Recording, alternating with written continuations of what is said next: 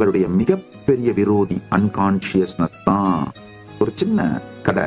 ஒருத்தர் அவருடைய ஆபீஸ்ல லஞ்ச் பிரேக் வந்த உடனே அவருடைய லஞ்ச் பாக்ஸை திறக்கிறாரு. ஃப்ரெண்ட்ஸ் எல்லாம் உட்காந்துருக்காங்க. திறந்துட்டு ஐயோ இதே கத்திரிக்காய் ஆச்சே அப்படின்னு அந்த கத்திரிக்காயை சபிச்சுட்டு சாப்பிட்டுறாரு.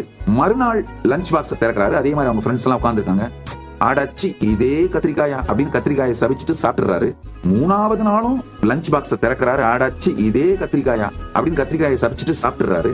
அவங்க ஃப்ரெண்ட்ஸ்க்குலாம் ஆச்சரியம் தாங்க முடியல. என்னையா உங்களுக்கு பிடிக்காத கத்திரிக்காயை உங்க ஒய்ஃப் ஏன் தினம் குக் பண்ணி உங்களை டார்ச்சர் பண்றாங்க அப்படின்னு மெதுவா முணுமுணுக்க ஆரம்பிச்சாங்க. ஆனா யாருக்கும் அவர்கிட்ட கேட்கறதுக்கு தைரியம் வரல. இப்படியே ஒரு 4 நாள் ஆச்சு, 5 நாள் ஆச்சு. 5 நாளுங்கிறது ரொம்ப ஜாஸ்தி. ஃப்ரெண்ட்ஸ் நேரா அவர்கிட்ட கேட்டாங்க, ஏன் சார் தினம் உங்களுக்கு பிடிக்காதுன்னு தெரிஞ்சு உங்க ஒய்ஃப் ஏன் சார் இதே கத்திரிக்காயை சமைச்சு உங்களை டார்ச்சர் பண்றாங்க? சொல்லுங்க சார். ரொம்ப பொறுமையா சொன்னாரா, நீங்க வேறங்க, நானே தாங்க சமைக்கிறேன். நல்லா புரிஞ்சுக்கிட்டேன். சமைக்கிற நேரத்துல நமக்கு பிடிக்காத ஒன்ன சமைக்கிறோன்ற அளவுக்கு கூட கான்சியஸ்னஸ் இல்லாம இருக்கிறத எதையோ ஒண்ணு சமைச்சிடுறது. சாப்பிட பாக்ஸ் திறக்கும் போது சரி நாம தானே சமைச்சோம் அதனால பொறுத்துட்டு சாப்பிட்டுருவோம் சாப்பிடுறது இல்ல. அதுக்கு ரியாக்ட் பண்ணி வேகிறது. நாமே தான் முடிவெடுத்து உருவாக்குகிறோம். அந்த முடிவை நாமே தான் நொந்து கொள்ளுகின்றோம். முடிவையும் மாற்றுவதில்லை, நொந்து கொள்வதையும் மாற்றுவதில்லை. எத்தனை பேருக்கு இது புரியுது? ஆஹா, என் லைஃப் அப்படியே சிசிடிவி கேமரா வச்சு பார்த்த மாதிரியே சொல்றீங்க சாமி. உடனே ஒரு கமெண்ட்டை தட்டி ஷேர் பண்ணி விடுங்க. உங்க ஃப்ரெண்ட்ஸ் யார் யார் இந்த மாதிரி இருக்காங்கன்னு உங்களுக்கு தோணுதோ அவங்களுக்கு எல்லாருக்கும் இதை டேக் பண்ணி விடுங்க.